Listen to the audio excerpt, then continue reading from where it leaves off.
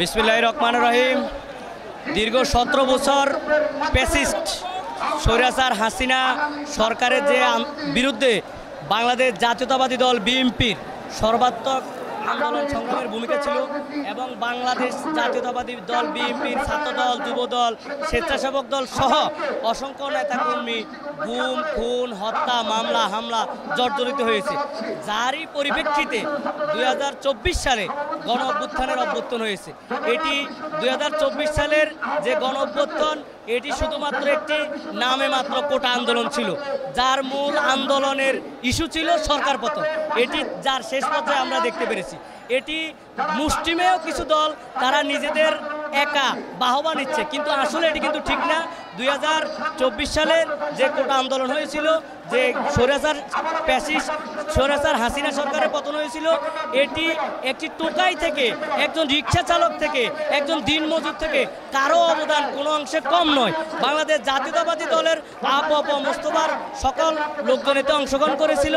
যারা একক কোনো দল বা গোষ্ঠী এটির বাহবা নিতে চাচ্ছে, তারা আসলে তাদের একটি রাজনৈতিক ফয়দা লুটতেছে, এর বাইরে কিছু না। এবং বাংলাদেশ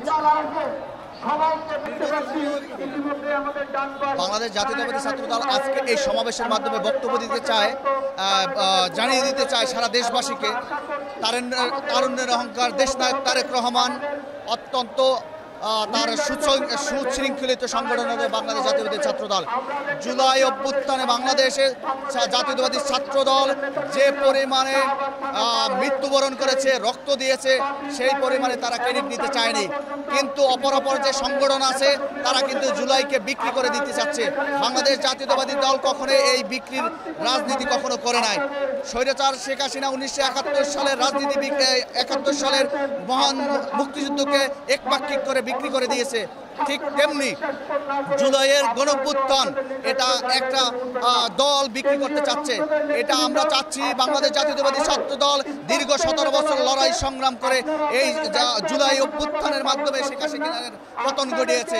এখানে আমার সাথে যারা আছে এরা মহাখালী অঞ্চলে, তেজগাঁও অঞ্চলে এবং নতুন বাজার এই এলাকাটায়, বাড্ডা এলাকায় এরা ছিল।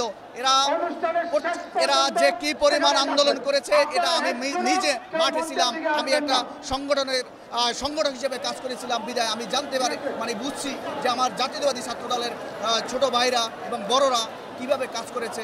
এই জন্য আমরা বলি জুলাই কারো একা না, জুলাই সবার।